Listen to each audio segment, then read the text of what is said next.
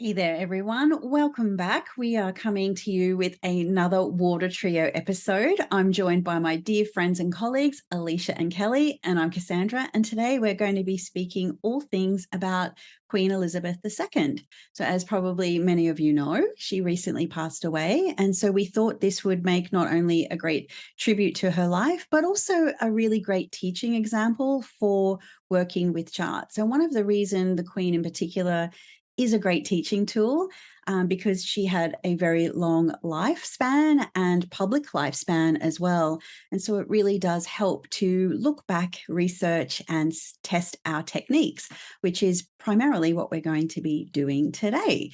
So I hope you enjoy it, and let's get started. So we're going to start by putting up the chart. Okay. So Alicia, if you want to take the helm and put her chart up if you've got that. So those who are watching can see the birth data. I think Kel's on that one, aren't you, honey? Okay, yes. Oh, Kel's on that? Yes, there we go. Okay. Sorry. That's okay. No, that's so all good. What we've got here is April 21, 1926 at 2:40 a.m. in London. So we can see, of course, there's Capricorn rising, and the MC there is at 25 of Scorpio. So the first thing that I personally notice when I see this chart is that the ruler of the ascendant is conjoined her midheaven. So there's a real connection between who she is and what she does out in the world.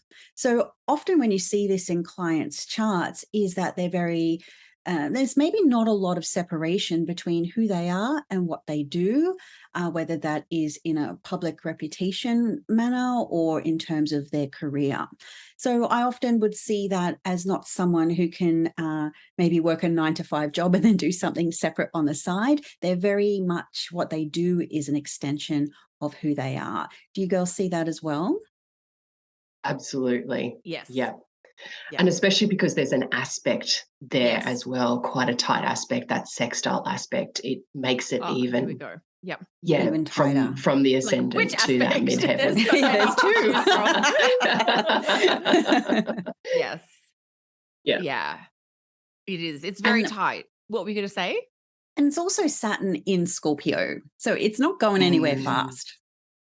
No, it's that really strong fixed energy. And in reality, she's got quite a lot of fixed energy in her chart, full stop. I mean, yes, she's a cardinal rising with the Capricorn rising, but, you know, that Scorpio midheaven is ruled by Mars in Aquarius, you know, this another fixed sign, you know, she's all about ideals and ethics and that kind of bigger picture humanitarian energy there. A moon in Leo, and of course that very early Taurus sun of hers too. So, you know, that's a lot about who she was and her, you know, how she thought and how fixed she was in that way, but also the long life that she lived. Having, you know, the ascendant ruler and the moon too, very much about, you know, how life and body and vitality in that fixed sign of Leo too. Do you girls find that people with Moon and Leo tend to be quite, you know, my husband's got Leo health planets and he just can fight off or burn off anything. There is a sense that there's a lot of vitality in that. What do you guys, do you find that too? Yeah, it can benefit from like the vital force of the sun. Sometimes it'll depend on maybe aspects and things like that, but you know, this moon in her chart, perhaps not making great aspects per se, but she clearly was very long-lived and had that sort of constitution that just pushes through things and doesn't get taken down by things. I mean, that's 5 of the visible 7 planets, like 5 out of 7, all in fixed placements in her chart. So there's a real... I imagine, I mean, obviously never met her personally, but I imagine she was pretty stubborn too. Oh, for sure. Yeah. And I mean, you know, even just from the moon and the body, she never changed her physical appearance. Yeah. Her hair never changed. Yeah. And what her I like suits, the only thing she changed was the color, not the cut. When you find something that fits, you stick with it. And having the moon as the sect light, I Yeah. think, when you see a lot of fixed, a lot of Saturn, which we do have that signature there, and even the midheaven and the ruler of the ascendant is also within the Egyptian terms of Saturn. So it's, got that sort of double Saturn energy. And sometimes when there's a lot of Saturn, it really brings that cold dryness, which can sometimes be a little bit fragile. But having that fire moon adds a bit more warmth and heat and brings a little bit more of a spitfire quality to her, like that sort of engine, like a coal engine, just keep adding the coal and it will just keep those fires burning. And I mean, when you think about it, was it like 2 days before she died, she was, welcoming the new prime minister.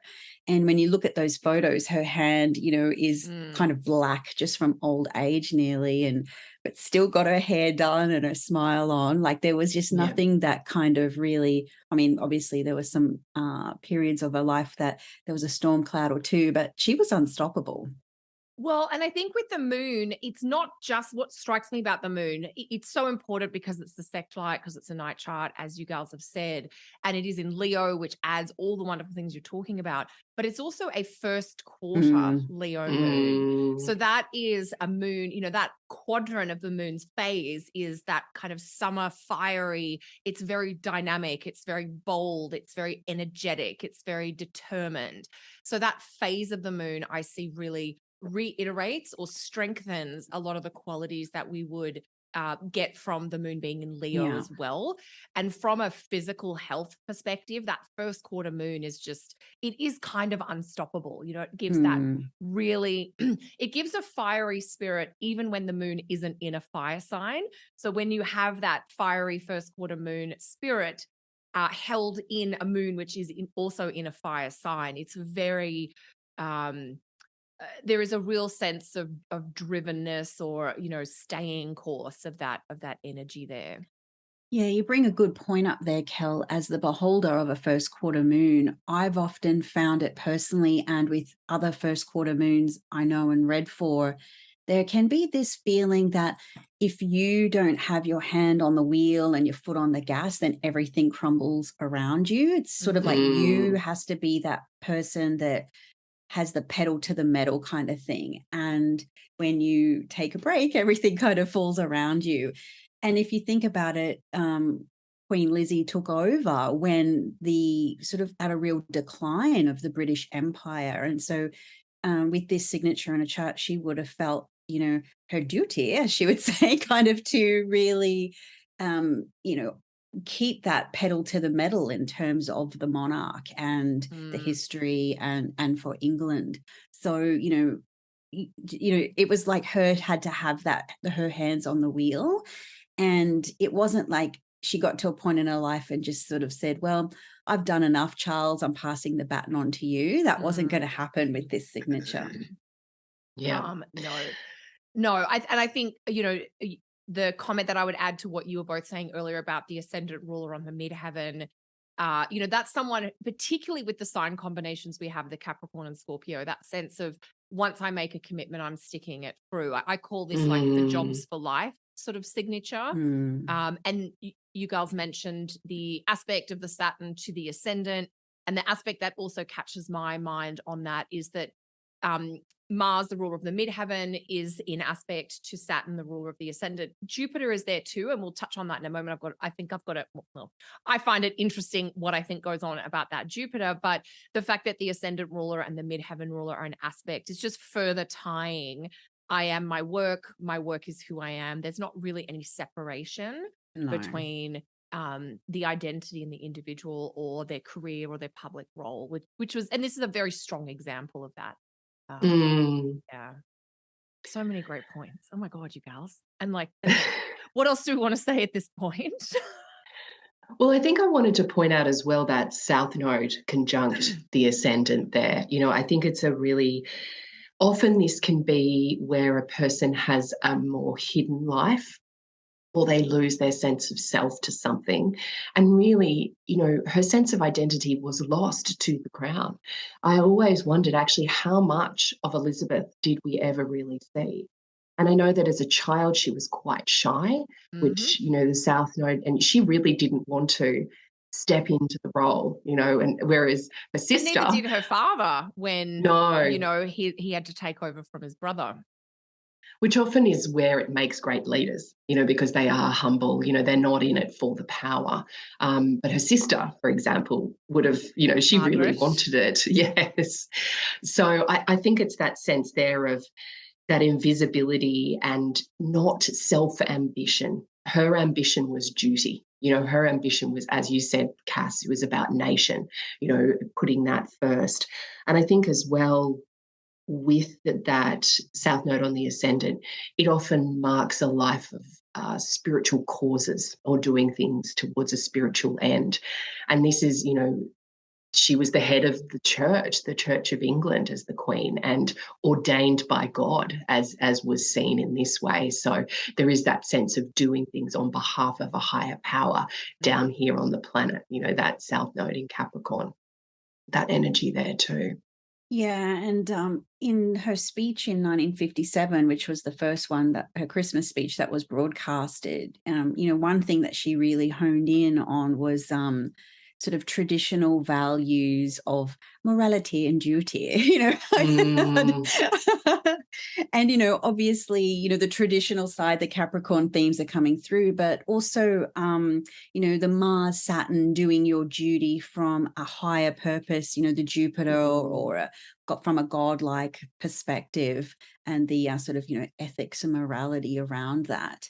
So she's sort of in a lot of the actions and her speeches, she'll often she speaks her own chart, even though she most likely never knew it. yeah. Mm. And I find that Capricorn Cancer push pull of the nodes there, because of course the Cancer is on the descendant. There is this pull between, is it duty or is it parenthood? Is it being out in the world or is it being at home, which I think is a lot of her life. And I think, in her later years, she became a really devoted grandmother because she saw that she put aside, especially her first children, to her duties. I think, that first trip that they came on out to this side of the world, didn't they go South Africa and New Zealand and Australia when Yeah, they Charles left was a Charles baby for and left months. him behind? Yeah. I can't imagine what that must have Doing been like as a mother to have to make that choice. yeah. And she did a lot. But I know that, when she got older, her whole life became about her children, which I see a lot with the kind of nodal journey. We often will stretch into that north node. We become more and more hungry. It's where we live into more as we get older. Yeah, and one of you, Alicia, I think you mentioned her sister before as well, Mm, as someone who perhaps was more interested in the glitz or the royal sort of thing, and when you were saying, I wonder how much of like the real Queen Elizabeth we got just from seeing sort of mm, the working queen, if you like. I got the sense that she would have been happy with her horses, yeah, in the country. her If that had corgis. been her life as a country woman, had Yeah. she not had this duty. And the horses and the sister are two things that I think are really interestingly represented in this chart. And that's where the Jupiter's doing quite a few things in this chart because it's Mm, part of that Mars square dynamic, and it is adding a little bit of that royal sort of abundance or decadence or extravagance in addition to perhaps the work of the Mars Saturn. But Jupiter also rules the third house of siblings in this chart, mhm. and the 12th house, which can sometimes be about horses, larger Yes. animals, Large larger animals. animals, Yeah. 12th house. Yeah. Yeah. Sometimes so And literal. right. And Jupiter, so you can sort of see there's this, well, this is what I want to do. Mars, midheaven ruler, conjunct Jupiter. But that Jupiter is kind of in a bit of a maltreatment between Mars and Saturn. It's kind of slammed in there between the two from a technical perspective. And it's something that looks like it gets denied or has to come after other things. So yes, we know she still, was passionate about her horses and rode and, was involved in horse racing and things like that. But it wasn't the main thing. She didn't get to choose that as her profession. And then, of course, the story with her sister, who she was quite close to, but for those of you who've seen The Crown, you'll probably be familiar with this particular plot piece where she denied her sister being able to marry the man that her sister was in love with. So that idea of like having to deal with sibling things, Jupiter ruler of the third, but in that Mars Saturn kind of maltreatment way where there is a bit of a sort of a denial or a blocking rather than a, giving into everything, if you like. Yeah, because did you say this, Kel? Jupiter's besieged in the chart? I use the word maltreatment, but same thing. Oh, okay. Yeah, same thing. Yeah. Yeah, it's like conjunct one malefic, square the other, and kind of stuck in between the two. In between. Yeah. Yeah. Yeah, so many things. And it's interesting because Princess Margaret also has Saturn on the midheaven.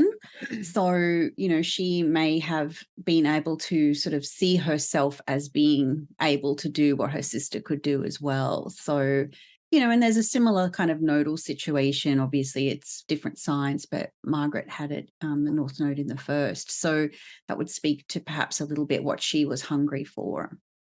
So, yeah, so interesting. So did anybody, either of you have any other particular sort of key feature points you wanted to bring out about the chart before we look into some timing stuff?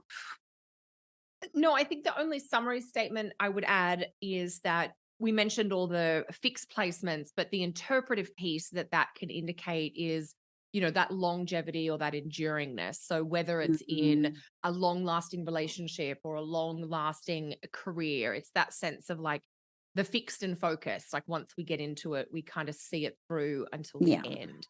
Just for other people who might be watching and thinking, oh, I've got a lot of fixed planets.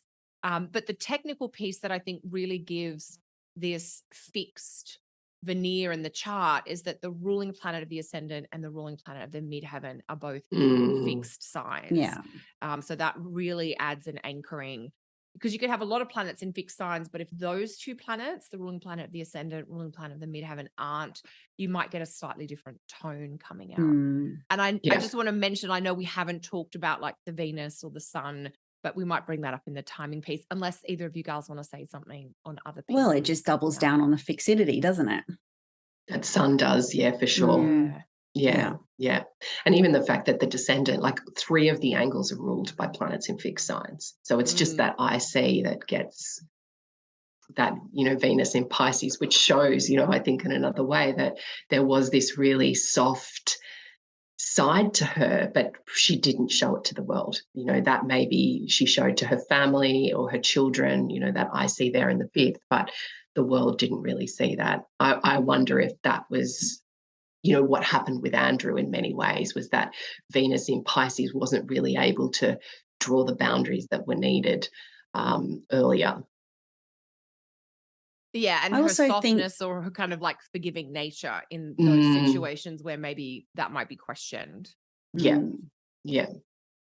I also think the fact that the ruler of the IC is in an exalted position in a night chart, but the IC itself is on Algol. So that sort of, yes, there may be privilege or elevation or exaltation, but there's also a lot of stress or difficulty or challenge or problems that derive from, her family members, her children, because the IC is placed in the 5th, but also what she comes from, from an ancestral lineage, et cetera, et cetera. So while there's also great heights, there's also some problem areas with that. So there's a few indicators there that, at some level, it could be easy to sort of see all the Venus in Pisces, perhaps some of the glitz and the glamour and the jewels. But when you are sort of, by virtue of birth, born into something that, maybe you don't always personally like, or even want to be a part of, to the extent that the Queen ended up having to be, because, she was kind of not in direct succession, there's always perhaps, that stress or that worry, which she may not have personally experienced because maybe she was just such a get-goer and moving forward.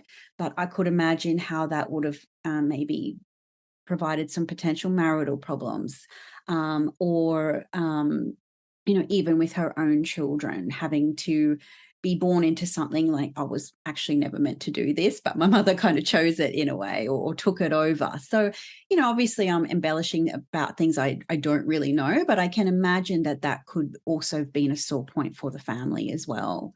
Yeah.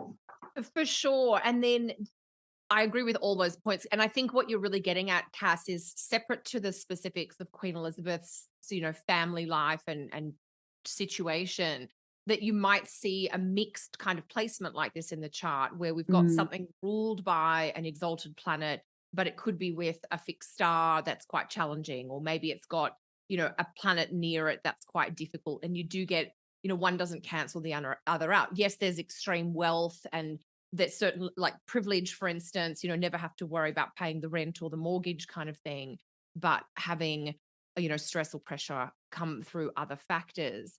One other piece of the Algol myth that has really resonated with me, the more I've sort of got to know this star a little bit, is the feminine power aspect of it, and Good that kind point, of and protection. that Yeah. real sense of like female strength and women, the power of the feminine being maybe underestimated or dismissed.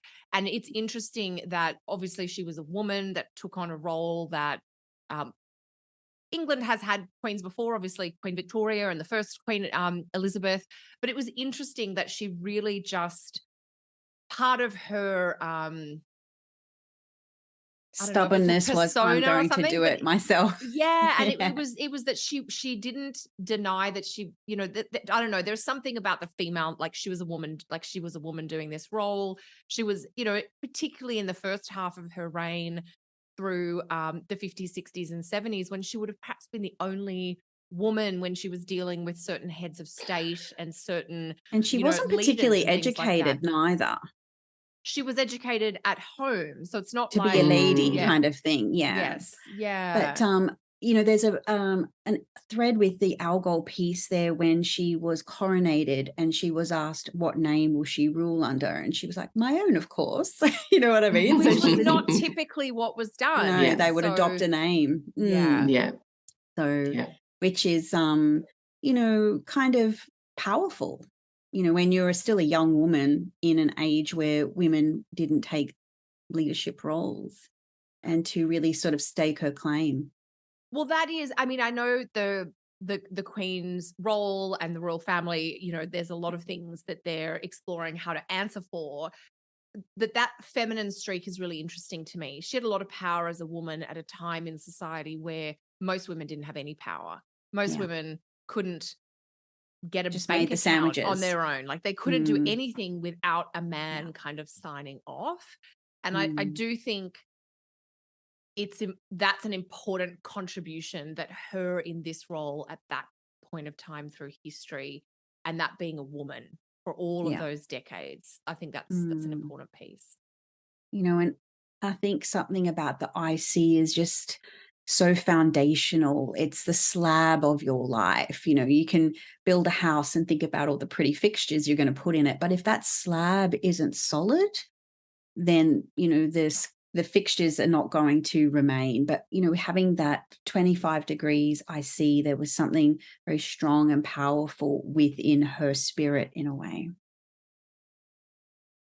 And I think as well with the myth of Medusa, which is linked to Algol, it was through something hard and harsh that, she became Medusa. That's something that it wasn't a role that she chose, it was a role that she was pushed into, the person who became. And I think that speaks to Elizabeth and her life as well. Wasn't necessarily a role that she chose or that she wanted to have, but she was she was actually the perfect person for it, to be able to get there and do it. So, tapping into that raw, creative, feminine power that Medusa links into is, that kind of sense of, okay, I didn't choose this, but I'll make the most of it with what I've got. So literally the head of state. Okay. Should we, in terms of country states. And foundation. Yeah, because, exactly. As Australians, and I'm a dual citizen, Australian and Canadian, and the Queen is the head of state in both of those countries. You know, it's her Mm-hmm. head on the money and the postage stamps and things like that. And it is Yeah, it's interesting. And you know, even you know, having served in the military, you swear allegiance to her when you join it. So Yeah. you know, you work I don't think it's as common anymore, but you walk into government buildings or RSL clubs and things like that. Yeah. You know, she's everywhere. Yeah, a lot of my elderly clients talk about that. That's the thing, you know, for them, her face was everywhere when they were We young. grew up with her. Yeah. She was all our symbolic grandmother in a way. Yeah. So should we move on Got to a few timing. timing Yes. things now that And we've got a bit of a feel for the chart? the chart. And I feel like, Leash, you have one from childhood that's relevant. Should we start there? Yeah, so, you know, there was the 10th of December 1936 was when her uncle, Edward III, abdicated the throne. And so at that period of time, Elizabeth was in, and she was 10 years old, so she was in an 11th house profection year. So this highlights, of course, her Mars as her Time Lord, but it also highlights the Saturn and the MC there in the 11th house. So it's like, she went from being, you know, the spare heir, as you were calling it earlier, Kel, to the heir apparent. And it was suddenly overnight, you know, which was not expected. She was shifted into this role. So I thought it was really interesting. And at that same period of time, Saturn was in Pisces, conjuncting her Venus, which, you know, Saturn ruling her Venus ruling her IC, as we've just been talking about, but also in whole sign houses ruling that 10th house too. So it's like your career has now been decided. You know, Saturn has come in and solidified and strategized where you're going to go for the rest of your life. So I thought that was a really interesting kind of mix there of perfections and what's highlighted. Well, and Cass, you mentioned before we started recording too that her lot of spirit is 3 Taurus, which means her part of fortune and lot of spirit are both Venus ruled as well. And so that Saturn transit to Venus, which would have been the first Saturn transit to Venus in her life, becomes so pivotal because Venus is ruler of spirit and fortune. And because that's one of the reasons I find the timing in this chart so interesting, is that it was almost like a quirk of fate that she ended up in the role that she did.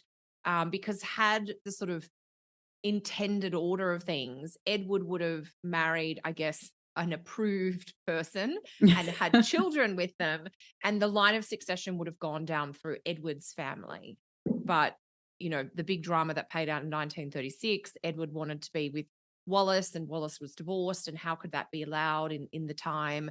And Edward made the decision, I'll choose love, not duty. And that meant George, Elizabeth's dad, stepped in. And so I think this is a really pivotal year. And I don't know, do you guys find this when you're working with clients, that when they perfect into the house that has the midheaven in it, that it becomes, I find it can be important in the context of one's career or job, but it really, the midheaven is so much more than just that. It's how we move forward in the world. It's sort of the momentum and sometimes the pathway that our life, or the trajectory of our life. And this was such an interesting example for me when you pointed it out, Leash. I thought it's just fantastic. Yeah. And there was something else, wasn't it, around that time you were saying about her corgis? Or was that a little bit older? Oh, no, that was a little bit older. But then the next one that I wanted to point out was the year that she met Philip. That's a good one. That was really sweet because she was so young, wasn't she? You know, was 13. And it really speaks to that moon there, you know, ruling her Cancer area, you know, her 7th house, meeting her future partner at a very young age. And, you know, I think when I've heard it spoken of or read it in biographies, she knew even then. Oh, yes. That he would be the love of her life. Yeah. And there was I love never that, really anyone else for her, I don't think. No. And if we look at Philip's chart, he also has that moon in Leo too. So this was a 2nd house perfection year for her. Yeah. But which highlights Jupiter. Yes, Saturn is the time lord, but Jupiter's there. Yeah. And so transiting Jupiter was in Aries, trying to her moon, but also trying to Philip's moon as well. So he has a 15-degree Leo moon. So there was just this lovely sense. Moons. Yeah. Yeah. And also, doesn't he have Venus at early Taurus, like on her sun?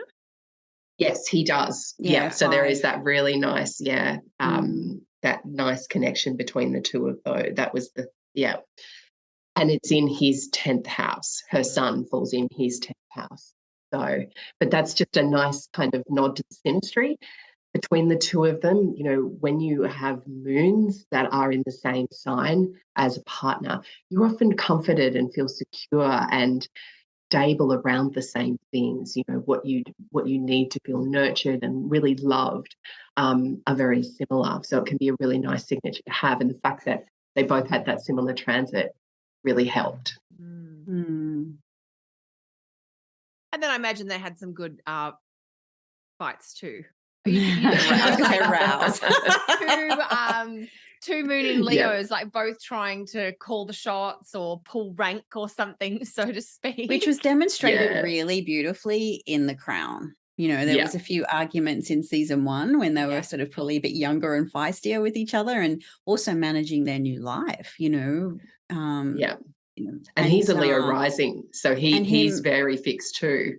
And him struggling to find a role, that Leo part of him needed to have his own level of visibility. And, rather than just kind of, always having to walk behind your wife in those days would not have been an easy thing to do.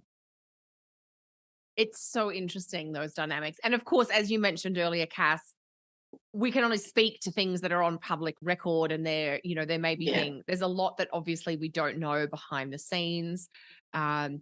It's not totally dissimilar to the work that you might do in a session with a client, where when you have the client, of course, they'll share things with you, but they may not share everything. And in the time you have, of course, you don't get all the details. So sometimes it is a case of like sort of going with what you can at the time. Yeah. Okay, more timing stuff. But do we want to go to 1992, or is there anything else before Yes, then? I think 1992 is great, because then it really relates quite well to 2022. Leash, did you want to do something before then? Well, I just wanted to talk about their marriage. Oh, yeah, their marriage. And how do you want to put both their charts up or anything like that, or is that too tricky? Yeah, I could. I could put up their, I think I've actually got their bi-wheel.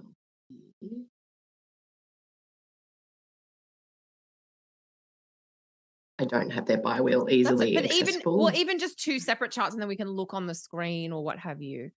I just didn't have Philip's chart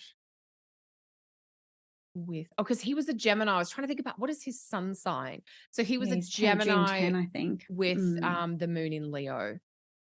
That's very different from being a Taurus with the moon in Leo, isn't it? Yeah, very, very different. Very different. But he was, just speaking on that while we look for the chart, he was a real, he was a real encourager and a coaxer and a goader for the Queen to evolve and change. And even though he wasn't the star of the show, she was, but he was a real pivotal figure about putting her on the TV for that first Christmas message, and having, I think at one point the BBC went into Buckingham Palace and they did a little bit of a, he made their life a little bit more public than what it had ever been before, because he had that adaptability to move with the times in a way she didn't quite have. So I think even though they were fundamentally different, being Taurus and Gemini, it kind of had enough similarity with those moons to be able to, obviously there would have been tension, of course, but he added some flexibility or adaptability that helped her to change. Obviously not quickly, but, it certainly helped a little bit. Really good point, Cass. And I think too about the Gemini and the technology as well, like that sense of the modernizing through whatever technical advancements were relevant for the time. we don't necessarily think about that with TV today, but in the 1950s, TV was, not everybody had a TV in their house. No, many people bought one just to see like her coronation back in the day. Or maybe it was the Christmas message. I can't quite remember now. I think that, well, the coronation was the first one televised or something. That I do think the coronation was televised. And it was within her lifetime that speeches and broadcasts actually became way more public, because even her father, you know, in that famous movie, The King's Speech, she was alive then, you know, so the fact that that speech got broadcast to a much wider audience than before then, it would have literally just been who was in front of them.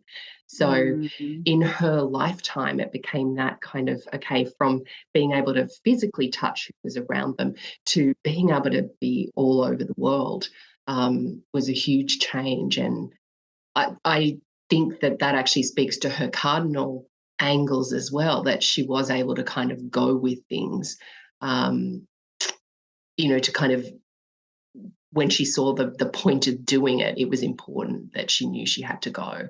But yeah, I think as well with Philip, he learned that adaptability because of what he went through as a child. Which is that speaks to that Mars piece there, Mars in Gemini ruling his IC. You know, he had to learn to very quickly adapt from a situation where they were a royal family to being exiled and moved away. So that, you know, that combust Mars there next to his son, I think speaks a bit to exile as well. Yeah, and the sort of displacement that goes with that, you know, and not everybody, you know, that would be looking at charts for is a royal figure who might be exiled from the country where they had perhaps power or influence or financial stability. But that kind of placement, you know, would describe people who might end up perhaps in refugee or immigration situations, or, you know, leaving one part of the world, their home place, to go elsewhere. You know, that sort of instability and the place where you've come from not being a place that you can stay, I guess. Yeah. So the only thing I wanted to point out, Kelly, if you want to share her chart again, in terms of the marriage, was just that at that period of time, I mean, they both would have had Pluto conjunct their moons. But for her, of course, that moon is ruling her seventh house. And what was the date? The marriage was in so the 20th of November, something? 47. 47. Okay. So And Pluto so she was in Leo on the moon. Yeah. Got it. And she was in a 10th house perfection year. So, you know, this marriage was part of what was lifting her up. I felt like, you know, what was part of helping her, you know, I think it's very interesting that she died not long after Prince Philip. You know, there wasn't like she, like her, the Queen Mum, as we called her mother, who lived long after. You know, it was almost like he was really that wind beneath her wings in many ways.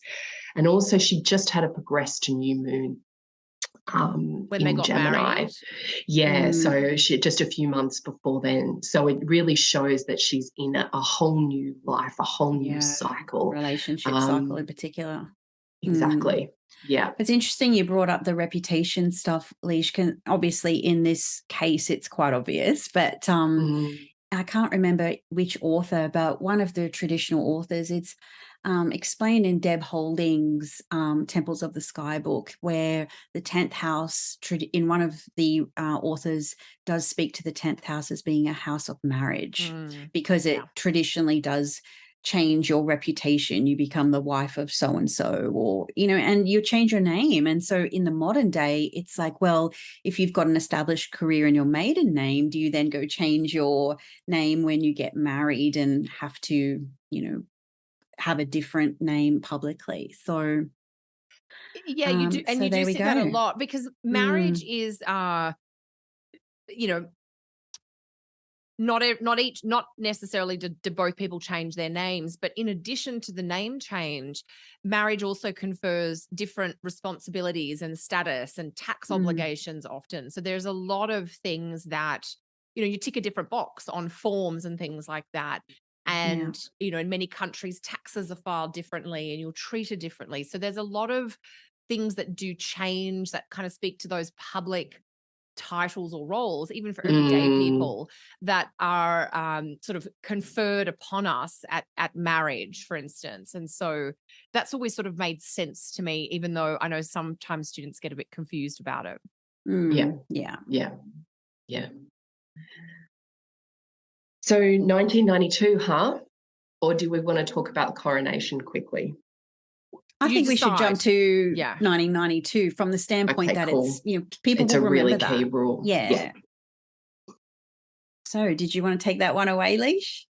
I think Kel was the one who you're had going to do all it? Okay. Oh, yeah, I can speak. I can definitely set us up. Sorry, Plenty there of is things a little to bit talk about that one. Can you guys isn't hear there? the background noise that's just kicking in here? Well, it's raining here, so there's noise here as well. Okay, great. I'm so glad. So 1992, the Queen, at the end of the year, the Queen gives a speech and she calls 1992 her annus horribilis, one of the horrible year. And she'd been through quite a few difficult things by that point in time. But this year, she decided to sort of name as basically her worst year ever. And that always intrigued me from a timing perspective and, what was going on timing wise. So I'll do a couple of quick things timing wise, give the quick bio summary, and then we go into it more. Her progressed Venus had come to that 25-26 marker of Taurus. So the progressed Venus was now on Algol. And so she's dealing with some of the stresses or pressures or challenges or perhaps difficulties that we do sometimes see with Algol. And that progressed Venus on the IC in the 5th house on Algol, a big part of that was tied to IC and 5th house things. So 3 of her 4 children either separated or divorced that year. For a woman who is, as you mentioned, Leash, the head of a religious order that doesn't really kind of approve of divorce. This was, really against the grain kind of thing. I'm not saying that I agree with that, but I'm just saying that's what caused her stress at that point in time. If we think about it, even the fact that she was in the position she was in because of that, like if divorce had been accepted, then Correct. Edward would have been able to be king. She would never have been queen. You're 100% right, Leash. That's a really insightful point about the role that divorce had played in her life, because it was because Wallace was a divorcee that Edward couldn't marry her and be king. Yeah. Very, very interesting. And she was demonized. Wallace was demonized. Absolutely. In many ways. Yeah. Yeah. And so, 3 of her 4 children, I think Anne and Andrew divorced and Charles separated. He and Diana officially separated that year, even though it had been a bit rocky for a while. That was when the separation really happened. And one of her favorite castles had a big fire and was really damaged. And that always sort of boggles my mind to say one of her favorite castles. It's quite extreme.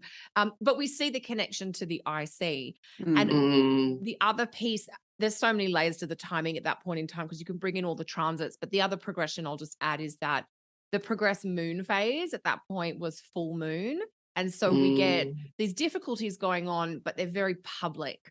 And I don't know about you gals, but, I remember, having grown up in Australia, which was, it's still a Commonwealth country, the press, the stories about what was going on with Andrew and Fergie or what was happening with Charles and Diana. I mean, it wasn't quiet, subdued, behind the scenes, done in private. It was everywhere. Was splashed everywhere. The British tabloids, I guess, were part and parcel of that.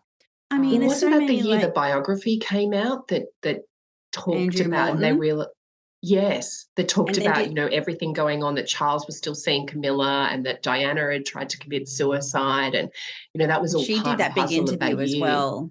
She did was that 92? I'm not sure if that was all 1992, but it was certainly connected. Maybe the book was and the interview was. I don't know those two. The book came out in 92. Yeah. 92. Okay. Yeah. So, I think that was June, July 92. So it's almost like all the family secrets coming out into the open, if you like. And it was a 7th house profection year as well for her. So it was very obvious, what was going on, this angular profection house. It's like you can't kind of hide what is happening at that period of time. Yeah. ruled by her moon in the 8th house there. All the dirty laundry was being aired. I mean, I'm always very curious. I would love to know more about her marriage with Philip in terms of like what, went on behind closed doors, but that's just we'll never know. We'll never know. So what else do you guys want to say about this 1992? Are there other timing factors or anything that you want to bring in? Well, Saturn is, Saturn was in over Aquarius. Yes. Yeah, Mars and Jupiter, it's 30 years ago. So literally she gave that speech 30 years ago. It will Annus be Horribilis. Yeah, it was in the 24th of November, I believe she gave that speech. November, So it's yes. literally 30 years. And so, there was those timing factors as well. Oh, yeah, because with transiting Saturn there in like 1990, would have been 91, 92 then, and now. So we had the Saturn opposing the moon, so all the relationship pressure then. When it happened this time around, it was actually the death of her spouse and then her own physical health challenges. Like, don't forget, like the Mars being career and kind of life direction planet, Saturn going over Mars, maybe in the early 90s, there was perhaps that sense of pressure and stress and responsibility and how do we navigate this? And this time it was actually the end for her. Yeah.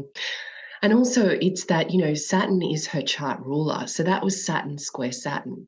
And it just shows how that tension and that challenge and what that first Saturn square can be like of, okay, what foundational things did she start to create under that second Saturn return of hers? That would have been her second. Yeah, I was thinking. That were being pressured, at that period of time. What was being questioned, what was being challenged, what choices was she starting to see the consequences of? I think that would have been 1985 when she would have had that Saturn return, wasn't it? So I can't think off the top of my head. In the 80s, it would have been like 1985. Yeah, it was 85. So I'm not sure what choices that she made around that period of time, especially with Diana, and what was happening, because we know that was when a lot of the underground stuff was going on between Charles and Diana. It was becoming more and more public, but that kind of stress and tension of square aspects. Yeah, really fascinating. And I do feel like even though we've maybe hit some of the highlights, there's so much more that could be explored or said or discussed. And of course, we don't have 6 days to run through everything that, was significant in the life of somebody who lived to be, was she 95 or 96? 96. 96. Amazing. Long time. Well, great. So is that the end? We've got to the end. That's the end. Hope you enjoyed it. We certainly loved looking into all of it for you. So in order to wrap up, maybe if both of you would like to talk about what you might have in the pipeline or anything that you would like to let our listeners know what you have got going on. Do you want to go first, Leash? I don't have much going on other than just seeing clients and doing all those things. I will be actually closing my books to new astrology clients at the end of this year, as I'm focusing more and more on counselling. So if you want to become a client, I would suggest, booking in a session. Getting in. Yeah. Getting in awesome, before Leash. December 31st, 2022. Yes. Leash. Yes. Go girl. That's exciting. I do have my classes going. We've got some chart interpretation classes running and some timing classes that will kick off in early 2023. So all the details about that are on the website. But the big thing that I want to make sure I'm telling people about, because I'm terrible at the marketing side, is my monthly astrology guide membership, which gives you 6 videos about all the astrology happening each month. So if you're interested in timing your life with astrology, or if you want to get better at understanding planetary aspects and transits, that astrology membership is really affordable, really accessible, and you get lots of content to help you both navigate day-to-day life, but also improve your astrology. So you can find out more on the website, kellysastrology.com, for that as well. That's cool. What about you, Cass?